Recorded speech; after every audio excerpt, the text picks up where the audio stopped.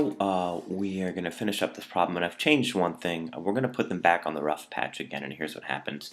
Mary jumps on the sled, adding her 40 kilograms, and we want to figure out, well, apparently the friction now is big enough that the sled's going to slow down, so we've got a lot to account for, so let's just kind of be careful here. So Jones, is pulling with 94 newtons. And we have a free body diagram that looks like this. So we're going to have our normal force. We're going to have Jones pulling force. We've got a new friction force. Be careful. And we have the weight. The old friction was up here, calculated as 20 newtons. But let's be careful. Let's balance the forces we need to balance. So we've got normal balancing weight, which means we're going to have, now let's be careful. The old mass was 40 kilograms. And now we're going to add an additional 40 kilograms to that. So we've got an 80 kilogram sled, which is actually kind of massive.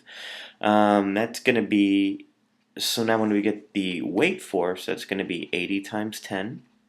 And that's going to give us 800 newtons, which is exactly what the normal force is since it balances the weight. Now the new friction is going to be 0.2 times 800.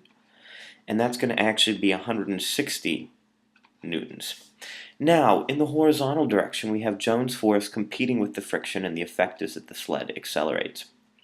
So we've got 94 newtons from Jones, minus 116, making an 80 kilogram sled accelerate. When we actually obtain the acceleration, the number we're going to get for the acceleration is negative 0.83 newtons, meters per second squared. My goodness. Now, we want to figure out how long the sled takes to come to rest, so we can use V equals AT plus V naught. We're going to have 0 equals negative 0.83 times T plus 10.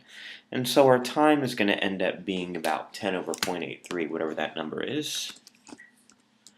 About 12 seconds.